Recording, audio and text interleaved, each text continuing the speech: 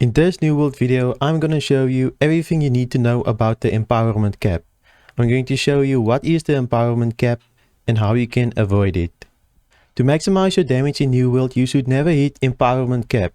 There's a 50% empowerment cap in New World, and things like your weapon abilities, your passives and so forth can count towards your empowerment cap.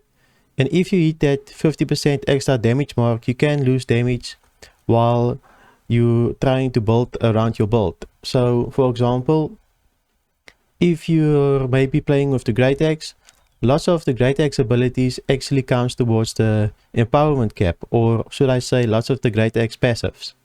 And there's lots of reasons why you shouldn't hit the empowerment cap, but just know that there's diminishing returns. Let's say for example you're at 50% empowerment cap and somebody else is like at 40% empowerment cap.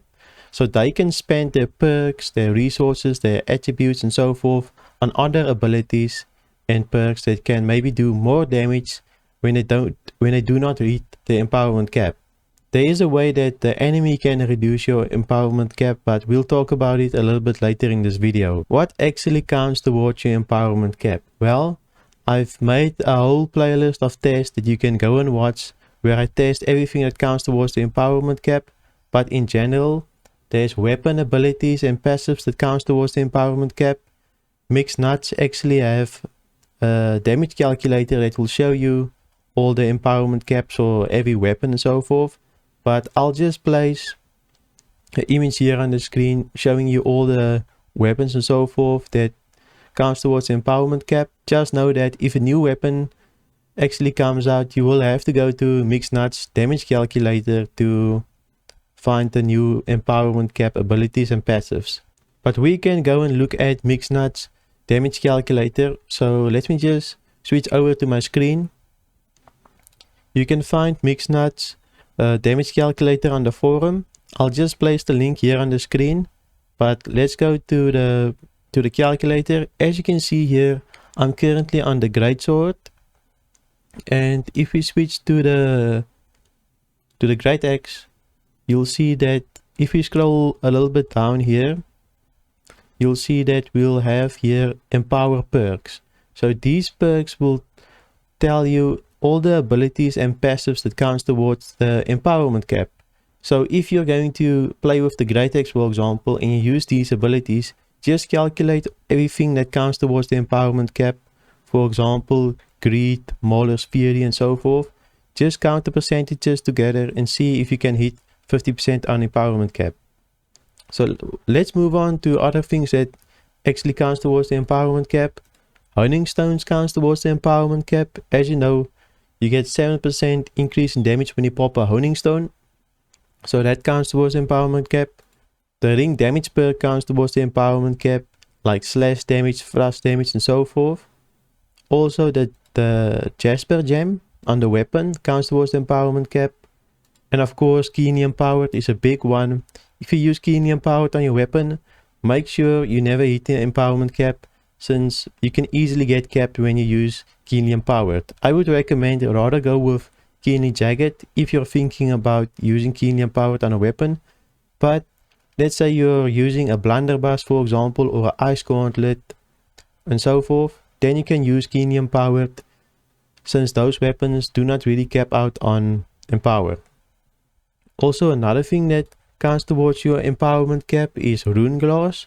So for example, all the physical rune glass, like rune glass of punishment and so forth, all the rune glass that can count towards your physical damage counts towards your empowerment cap. Just know that there's a 2-second cooldown between rune glass. So for example, if you pop rune glass of punishment, there's a 2-second delay or a 2-second internal cooldown of the rune glass. Now let's move on to weaken. How does weaken affect your empowerment cap? Weaken basically counts as a minus empowerment. So if somebody applies weaken to you, and of course weaken reduces your damage when it's applied to you. So let's say somebody does a shockwave on you, you will get weaken.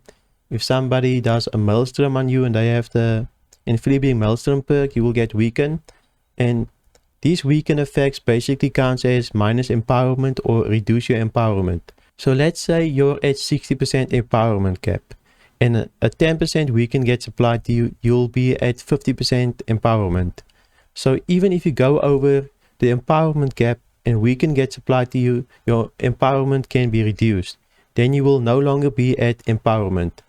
And I've heard arguments that you should go over empowerment cap because of weaken, so you can cancel out weakens. I disagree. The reason I disagree is that you're optimizing for the minority instead of the majority. How many times are you going to get weakened versus how many times are you not going to get weakened? The majority of time you're not going to be in a weakened state, so you're wasting your damage and your perks. And if you waste your perks just nilly-nilly or willy-nilly, then somebody else is going to optimize the build for more damage, and they're going to do more damage over time, and you're going to lose out on damage. And there's a return of investment. If you make a bad investment into your perks, your build is going to suffer. So you should never hit the empowerment cap on your build, or you will lose damage and effectiveness. You'll basically have a build that's useless or more useless against other builds. To summarize, never get empowerment cap. Know that weaken can reduce your empower, but you shouldn't optimize your build for weaken just to counter weaken. So the damage ring counts towards your empowerment, the honing stone does, your passive abilities for your great axe or any weapon can count towards your empowerment cap. We've talked about going to Mixed Nuts damage calculators to see which abilities or weapon abilities count towards your empowerment cap. So make sure to do that. Spend some time on optimizing your build. Also, we've talked about that rune glass can count towards your empowerment cap. Especially the physical rune glasses counts towards your empowerment cap. I've tested if the elemental damage rune glass counts towards your empowerment cap, and I found that it doesn't. So if you're using elemental gems like rune glass of the ignite or whatever it's called, I can't remember, but basically the fire gem of rune glass that does more fire damage, then it doesn't count towards your empowerment cap. Trophies doesn't count towards your empowerment cap. And what else? Bullets, any ammo doesn't count towards your empowerment cap. I've tested it. I just didn't make a video about it since it's not necessary. Also armor weight and so forth, and attribute perks doesn't count towards your empowerment cap. There's a whole bunch of things that I tested. Basically everything that I've listed in this video counts towards your empowerment cap.